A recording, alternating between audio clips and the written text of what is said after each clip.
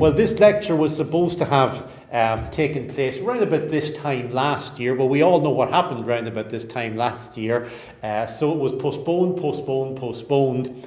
And thanks to the rearranging by the Baptist Historical Society, we're going to have the lecture tonight. It's going to be recorded, and I think it's going to be up on possibly the college website, but we'll have more details of that as we go along. I was thinking that this lecture is a bit like the Mayflower itself. It's very, very late getting started, but unlike the Mayflower, hopefully it'll arrive where it's intended. But if it doesn't, then I'm sure Providence will be involved there as well. Well, in September 1620, a merchant ship called the Mayflower set sail from Plymouth on the south coast of England. Normally its cargo was wine and dry goods, usually between England and France. We take wool over to France and, unsurprisingly, wine back from France to England. But on this trip, the ship carried 102 passengers, all hoping to start a new life on the other side of the Atlantic. Nearly 40 of these passengers were Protestant separatists. They called themselves saints, and they hoped to establish a new church and a new society around that church in the New World. Today, we know these colonists who crossed the Atlantic on the Mayflower better as the Pilgrims. After 2 miserable months at sea, the ship finally reached the New World. There, the Mayflower's passengers found an abandoned Indian village and not much else. They also found they were in the wrong place. Cape Cod, where they landed, was located 42 degrees north latitude, well north of the Virginia Company's territory. Technically, the Mayflower colonists had no right to be there at all. And this mistake was, as we shall see, highly significant, indeed providential, for them and for the history of the New World. In order to establish themselves then as something of a legitimate colony under these dubious circumstances, Plymouth, named after the English port from which they departed, in which they named their settlement, 41 of the male saints, the separatists, and the strangers, which was the name that the separatists gave to the non-religious colonists who were there with them, they drafted and signed a document called the Mayflower Compact. The compact, as well as swearing allegiance to King James, promised to create a civil body politic, governed by elected officials with just and equal laws. It was the first document to establish self-government in the New World. And from these unlikely beginnings began a vision for the New World, which would have profound consequences, both spiritually and politically, not just for America, but for the old world as well. Well, why did they leave?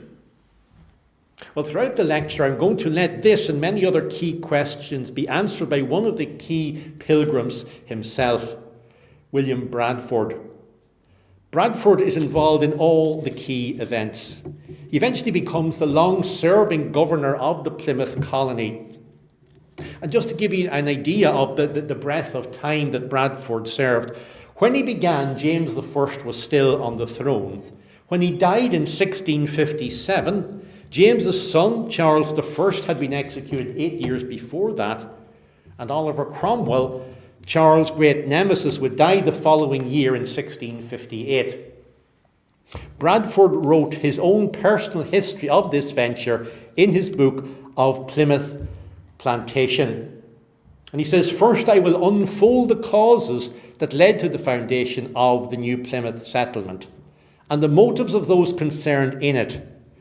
In order that I may give an accurate account of the project, I must begin at the very root and rise of it, and this I shall ever endeavour to do in a plain style and with singular regard to the truth, at least as near as my slender judgment can attain to it." And so he goes on then to give an account, weaving together not just the historical account as he recollects the events, but unsurprisingly, he filters these events through the prism of Scripture, and particularly the doctrine of God's providence. The Pilgrims were separatists, as we have seen before, and were a small group or subset of the Puritans who came to believe not only that the Reformation had not been allowed to reach its full potential in the Church of England. All the Puritans believed that, but the separatists believed that separation from that church, the state church, was the only conscientious remedy for this failure. Many of the separatists came from Nottinghamshire, Yorkshire, and Lincolnshire. By the way, you can see that in the settlements. As the settlement grew, they borrowed names from those parts of England, the most famous one, of course, being Boston. One of the separatists, called William Brewster, had been inspired by the radical preaching of Richard Clifton, then rector of the nearby village of Babworth. And it's believed that Brewster founded a separatist church in his family home, the Manor House at Scrooby. He was respected as an elder and spiritual guide and played a significant role in the congregation's later journeys. And it was Brewster who strongly influenced William Bradford, who hailed from Austerfield near Doncaster. Bradford, as we have noted, went on to become Plymouth's long-serving governor, writing the journal that we have already referred to. And he records all that happened, including how they had become so persecuted in England by the ecclesiastical and political establishment that they could no longer live peacefully there. As an aside, John Smith, famous to Baptists, was the preacher of another separatist group in Gainsborough, and he decided that he and his congregation would emigrate in pursuit of their religious freedom. And they slipped quietly away from Gainsborough, later reappearing in Amsterdam. And it's in Amsterdam we believe that they came to full Baptist convictions as we would know them today. And the Scrooby congregation, likely inspired by the example of Smith and his congregation, made their first attempt to escape to Holland via Boston in Lincolnshire. In the autumn of 1607, they travelled secretly to Scotia Creek near Boston, where they chartered a ship which was meant to smuggle them out of the country. The captain, however, betrayed them, and they were held, sent to trial at Boston's Guildhall, but after a month's imprisonment, most of them were released. The following year, however, they set off again, this time taking a ship from Immingham. This time the men escaped to Holland. However, the women and children on a separate boat were captured. And they were eventually freed, and all were eventually reunited in Amsterdam. And they went on to Leiden, a famous liberal city in Holland. So what are we to make of all of this? It's so different from the world we know today. Well, it reminds us of a number of things. Firstly, 17th century England could better be compared to some place like Iran than the England that we know today. It was a religious totalitarian state. And following on from that, dissent from the establishment was costly. Fines were levied for not attending worship in the parish church, the Church of England, and they could be financially ruinous, even for people who were well off. Fines of £2 were not uncommon. You say, well, £2, that's not an awful lot. But that would be at least 2,000 in today's value. So you wouldn't be able to pay too many fines like that and still look your bank manager in the eye. The famous separatist preacher John Greenwood was hanged in 1593 in the reign of Queen Elizabeth on the charge of, quote, devising and circulating seditious books. So faithfulness to one's conscience and practical efforts to live and prosper all pointed to the need to leave England, and leave they did. So they arrive in the Netherlands, and we're going to have a little brief look at what life was like for them in the Netherlands. They were there for over 12 years. Their main purpose, after all, in leaving England was to secure religious liberty and to pursue spiritual goals, as well as being able to live normal lives in which they could do that. So how did they fare out? Well, again, we turn to Bradford, who describes their sojourn there in great detail. He describes the initial growth of the church in this peaceful Dutch context. He says, under the able ministry and prudent government of Mr. John Robinson and Mr. William Brewster, who was an assistant to him in the place of an elder, unto which he was now called and chosen by the church, so as they grew in knowledge and other gifts and graces of the Spirit of God, and lived together in peace and love and holiness. And many came unto them from divers parts of England, so as they grew a great congregation. And if at any time any differences arose or offences broke out, as it cannot be, but sometime there will, even amongst the best of men, they were ever so met with and nipped in the head betimes, or otherwise so well composed as still love, peace, and communion was continued, or else the church purged of those that were incurable and incorrigible, when after much patience used, no other means would serve, which seldom came to pass. What he's referring to there, of course, is church discipline. Now, it seems they were well thought of by their Dutch hosts, or at least Bradford assumes they were well thought of by their Dutch hosts, but he has some grounds for that.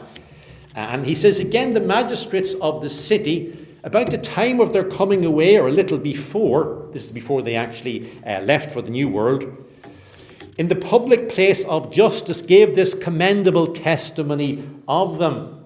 And this testimony takes place in the background to the state authorities reprimanding the French-speaking Walloons who had a Reformed congregation in the city. And here's what the magistrates say, speaking to the French-speaking Reformed church.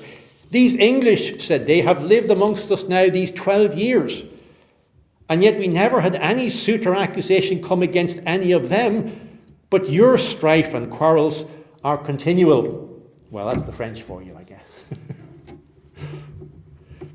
Interestingly, the separatists were in Holland at the height of the Arminian controversy, and Bradford describes their interaction with it, and they did have a significant interaction with it. Here's what he says. In these times also there were great troubles raised by the Arminians, who as they greatly molested the whole state, so this city in particular, remember we said it was a very liberal-minded city, in which was the chief university. I guess university cities are always going to be liberal, right? Even today. So as there were daily and both disputes in the schools thereabout, and as the students and other learned were divided in their opinions herein, so were the two professors or divinity readers themselves, the one daily teaching for it, the other against it, which grew to that pass that few of the disciples of the one would hear the other teach. But Mr. Robinson, though he taught thrice a week himself and wrote sundry books, besides his manifold pains otherwise, yet he went constantly to hear their readings, and heard the one as well as the other. By which means he was so well grounded in the controversy, and saw the force of all their arguments, and knew the shifts of the adversary, and being himself very able, none was fitter to buckle with them than himself, as appeared by sundry disputes, so as he began to be terrible to the Arminians, which made Episcopus, the Arminian professor. What would separatists think of a professor called Episcopus? That thought just mischievously went through my mind.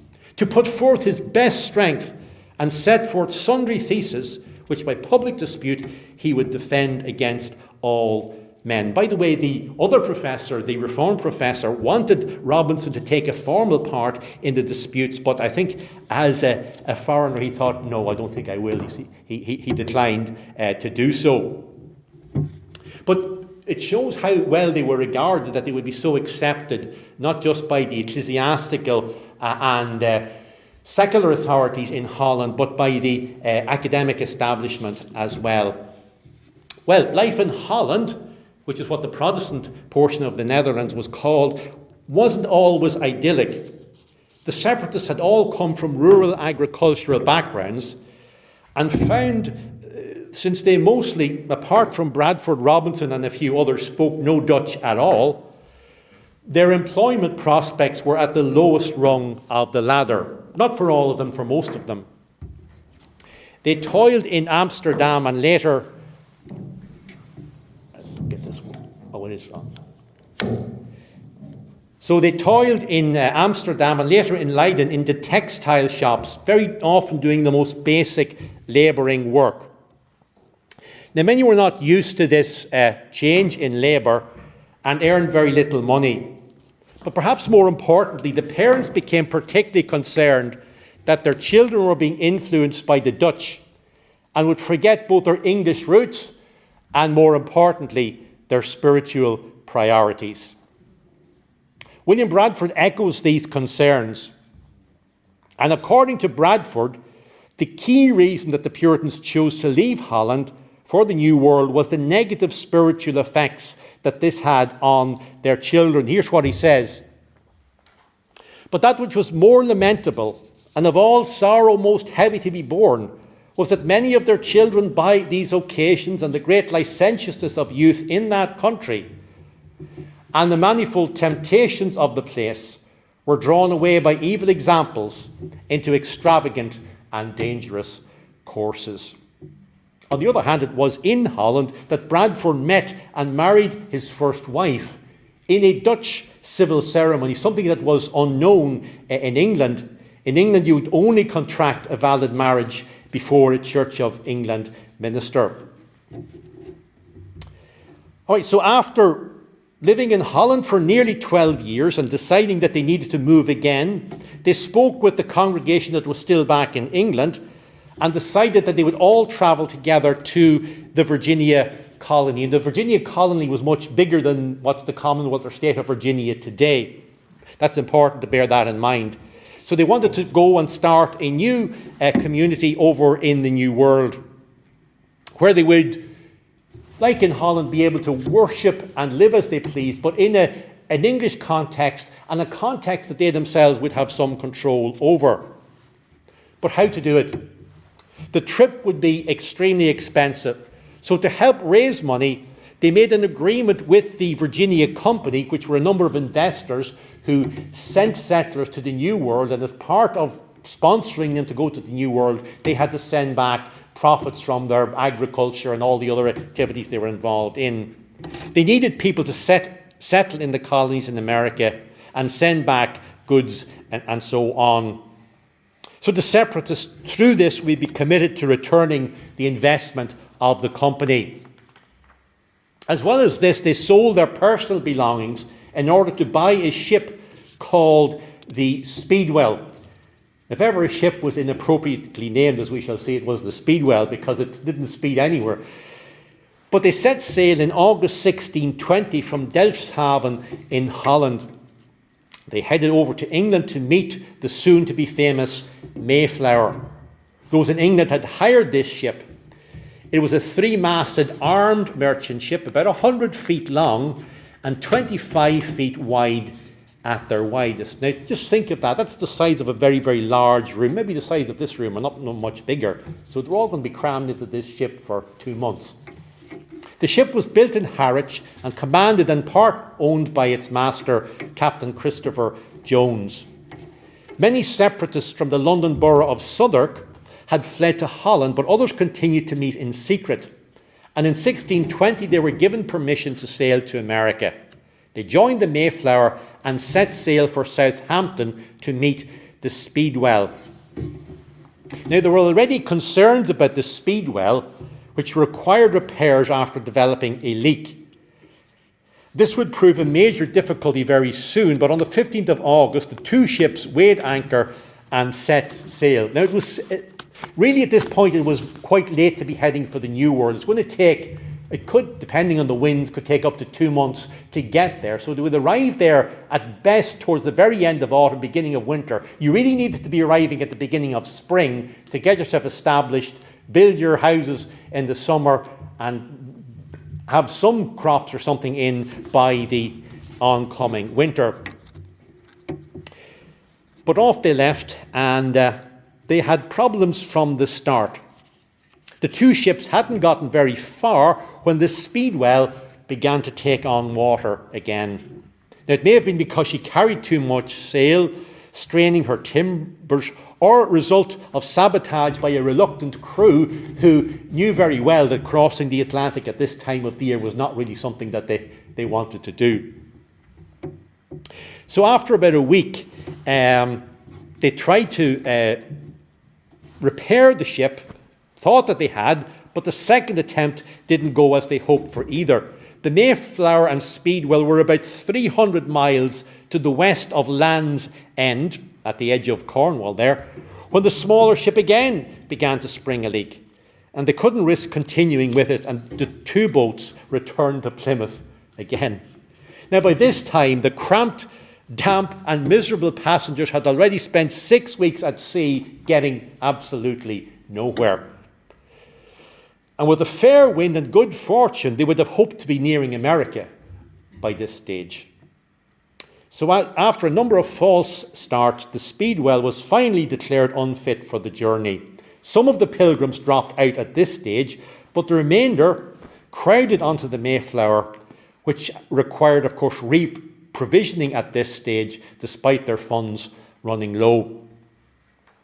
Eventually, they leave Plymouth on the 16th of September. As we say, much, much too late in the year for the best chances of crossing the Atlantic and getting settled and secure before the winter comes. But leave they did, with up to 30 crew and 102 passengers on board.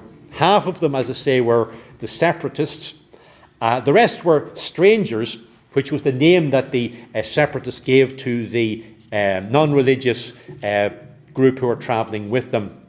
Many of these strangers were skilled tradesmen sent by the investors to help build up the new colony. They may have just taken one look at the separatists and said, no, they need some skilled people with them. Now, as can be imagined, the attitude of some of the sailors were in conflict, this is my understatement of the evening, with the strict godliness of the Pilgrims. Now, here's how Bradford records the attitude and eventual fate of one of the aforementioned crew. And I may not omit here a special work of God's providence. There was a proud and very profane young man, one of the seamen of a lusty able body, which made him the more haughty. He would always be contempting the poor people because of their seasickness, cursing them daily with grievous execrations, and did not hinder to tell them that he hoped himself to cast half of them overboard before they came to their journey's end, and to make merry with what they had. And if he were by any gently reproved, he would curse and swear the more bitterly. But it pleased God, before they came half the sea over, to smite this young man with a grievous disease, of which he died in a desperate manner, and so was himself the first to be thrown overboard. Thus his curses lit on his own head, which was an astonishment to all his fellows, for they noted it to be the just hand of God upon him. Maybe a little lack of sympathy there on Bradford's behalf, but that's how he viewed it. In November 1620, they eventually arrive at Cape Cod, having spent a harrowing 66 days on the sea. And the perilous voyage would soon be matched by the conditions that they were about to find. Their first act would be to draw up the Mayflower Compact, which we mentioned earlier. And this was an agreement as to how their lives would be governed. Remember this, they had planned that only the church, the Pilgrim Church, the separatists would be on this, but now they were stuck with people who had no connection with the church at all. And providentially, they had to make an agreement as to how they would all live together. And this pioneering document would ultimately go on to inspire the Constitution of the United States. And it was to this document that we now turn. It's a very short document, so I'm going to read it all. In the name of God, amen. We whose names are underwritten, the loyal subjects of our dread sovereign Lord, King James, by the grace of God, of Great Britain, France and Ireland King, defender of the faith, etc., having undertaken for the glory of God and advancement of the Christian faith, and honour of our king and country, a voyage to plant the first colony in the northern parts of Virginia, do by these presents solemnly and mutually, in the presence of God and of one another, covenant and combine ourselves together into a civil body politic, for our better ordering and preservation, and furtherance of the ends aforesaid, and by virtue hereof to enact, constitute, and frame such just and equal laws, ordinances, acts, constitutions, and offices from time to time, as shall be thought most meet and convenient for the general good of the colony, unto which we promise all due submission and obedience. In witness whereof we have hereunder subscribed our names at Cape Cod on the 11th day of November, in the year and reign of our sovereign Lord, King James of England, France, and Ireland, the 18th, and of Scotland, the 54th, the year of our Lord, 1620. Now, the Pilgrims got off to a hopeful start in one respect at least. A few days after arriving, one of the Pilgrims, Susanna White, gave birth to a son on board the Mayflower, the first English child born in New England. The name he was given, by the way, was Peregrine, derived from the Latin for pilgrim. And this idea of pilgrim or being on pilgrimage is really at the heart of Puritan thought. We think of, for example, Bunyan's Pilgrim's Progress. This idea that we're in this world, but we're not of this world. We're just pilgrims going through this world. And that's how they framed their understanding of their life. So having need for clean water and fertile land, a party went ashore to explore the area for the first time on November 25th. They spotted a small group of Native Americans and they tried to follow them, but they got lost in the woods and stuck among some of the dense thickets. So they decided to change course and came across cleared land where corn had been grown. And they found some corn and took it back to the Mayflower.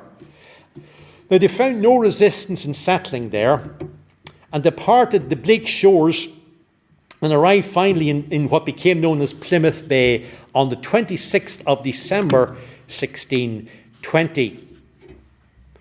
Now, the first winter proved to be particularly difficult.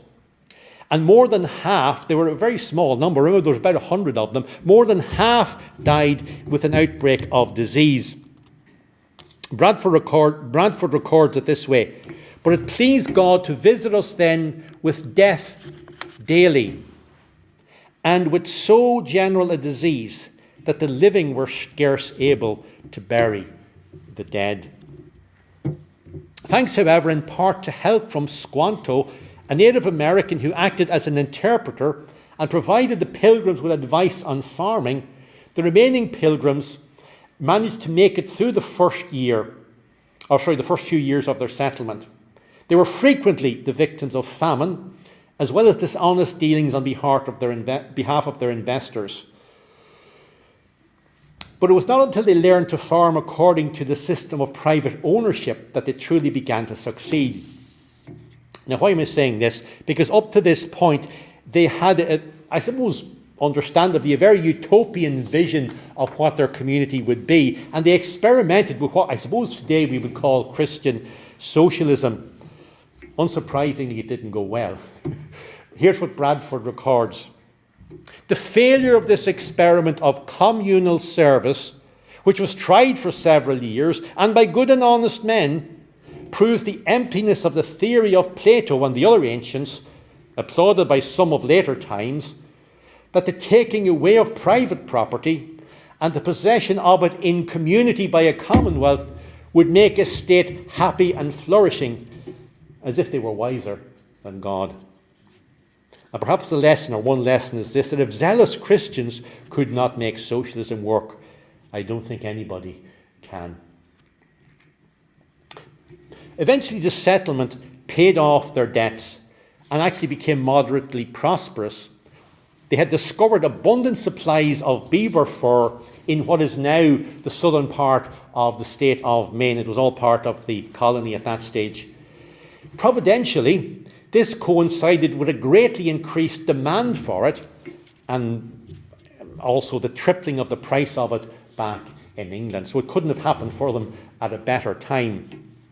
This, in turn, encouraged a far greater willingness of both investors and would-be emigrants to see the New World, and New England specifically, as an attractive proposition. And that further increased the stability and prosperity of the colony. Bradford again. The settlers too began to grow in prosperity through the influx of many people to the country, especially to the Bay of Massachusetts. Thereby corn and cattle rose to a high price, and many were enriched, and commodities grew plentiful. But he wasn't unaware of the spiritual dangers attached to this prosperity, especially in keeping their little community close-knit. Here's what he says: "But in other regards, this benefit turned to their harm, and this accession of strength to weakness. For as their stocks increased and became more saleable, there was no longer any holding them together. They must have of necessity now obtained bigger holdings, otherwise they couldn't keep their cattle. And having oxen, they must have land for ploughing. So in time, no one thought he could live unless he had cattle and a great deal of land to keep them, all striving to increase their stocks." Now, as we have said, all this growth, Bradford's reservations notwithstanding, is especially important to driving the second and probably the more decisive wave of Puritan settlement that continued throughout the 17th century.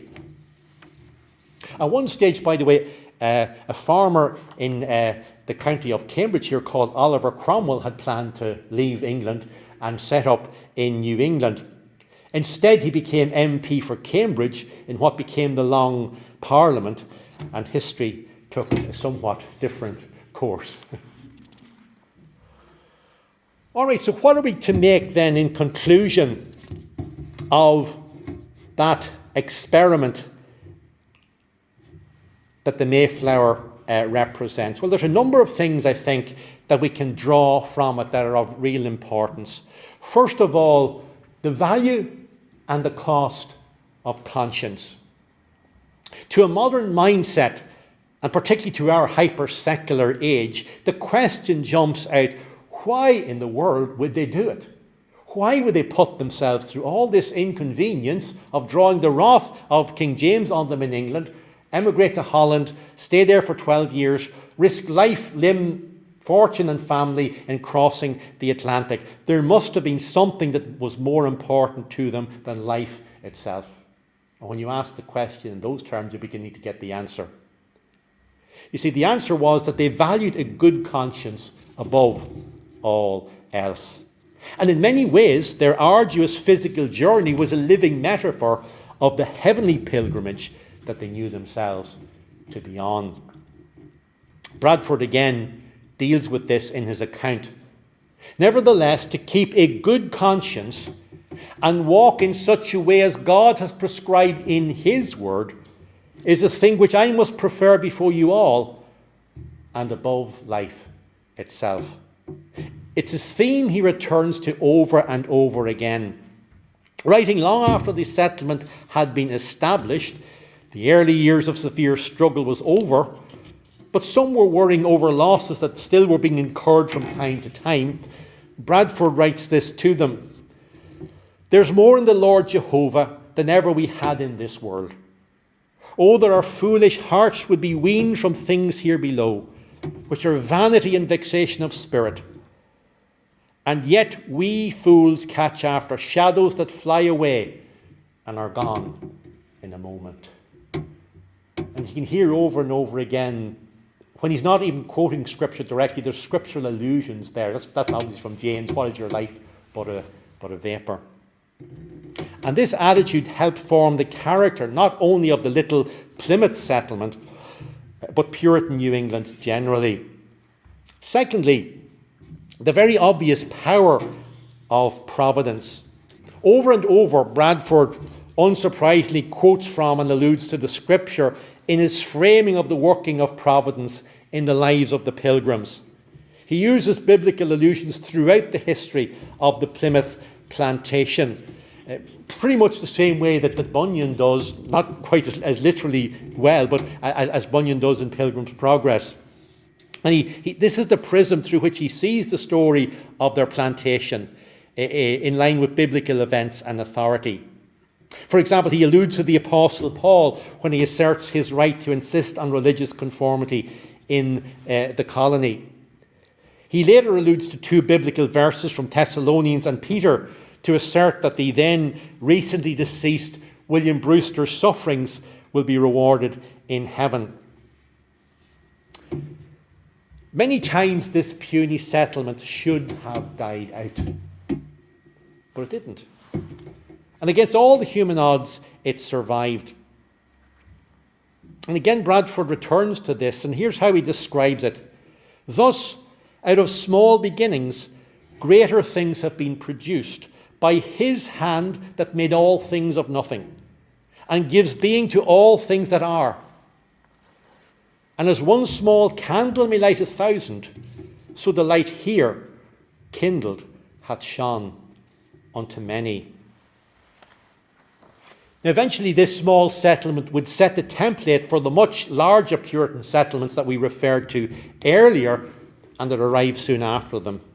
And this in turn formed the Puritan character of New England.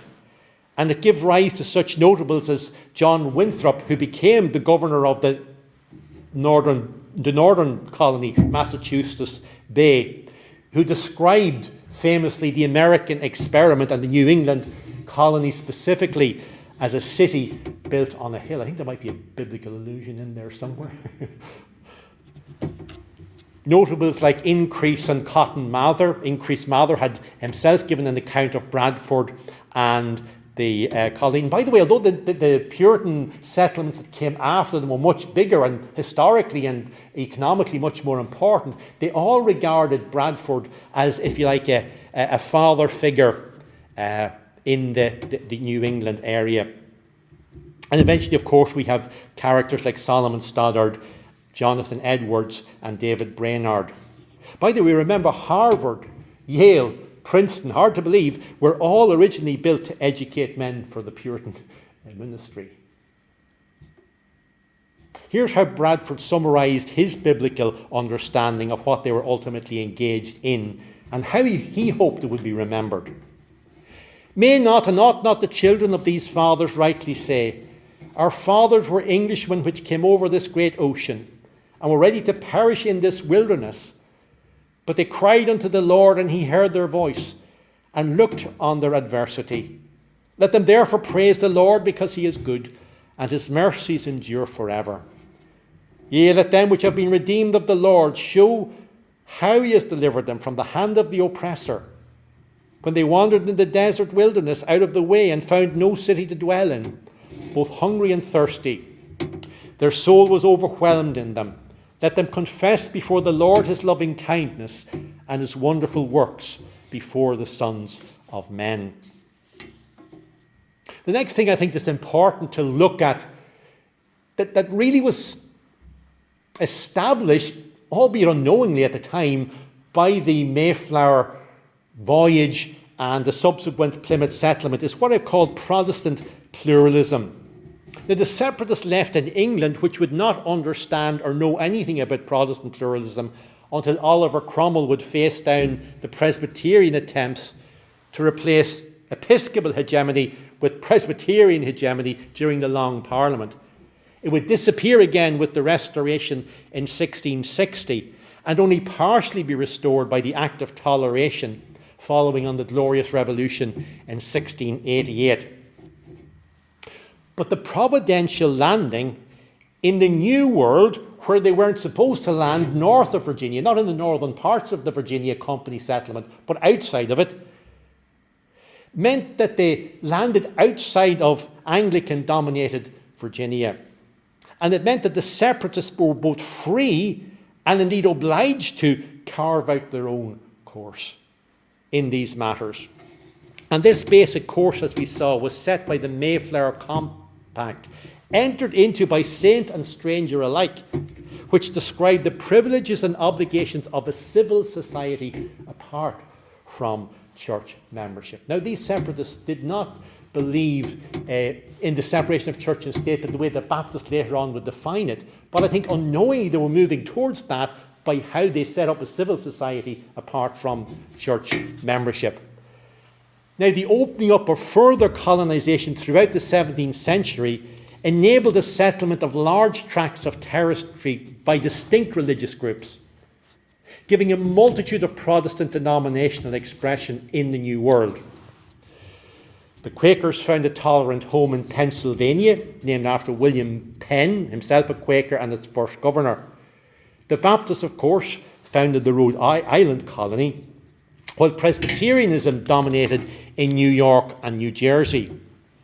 In Virginia and further south, Anglicanism dominated, although the advent of the Ulster Scots, can't forget them, injected a powerful Presbyterian addition to that religious landscape. All of this is to say that this multi-denominational equality, though not always seen within each colony, necessitated a radical new departure when the colonies broke from the mother country in the Revolution in 1776. In other words, there were established churches within the colonies, but they were different churches depending on which colony you moved from. And under the influence of the nominal Episcopalian Thomas Jefferson of Virginia, it secured the non-establishment clause as part of the amendment of the American Constitution in 1791, better known as the separation of church and state. This was the first amendment, and it forbade the federal government from establishing any of the churches as a national or state church. 10 years later, it was the spirit of this amendment that the Danbury Baptist Association appealed to when they wrote to now President Jefferson with their concerns about religious liberty in Connecticut. The seeds of this idea, it can be argued, and argued strongly, I believe, were sown providentially, even unknowingly, in the Mayflower Compact 150 years earlier. Now, we can't leave the Mayflower experiment and the Plymouth colony without looking at their views of and relationship with the Native Americans. Interestingly, Bradford has very little to say about the Indians. Now, I believe it's clear, however, that the Indian involvement in the Plymouth plantation led to the success and survival of the colony, whether Bradford says so or not. However, what he does say shows a development of thought from their views before they left England and were shaped by their actual dealings with the real live Native Americans when they arrived.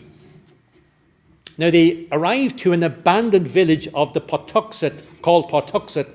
It had been a large settlement of 2,000 Native Americans, and it had been wiped out by plague a few years before the Pilgrims arrived.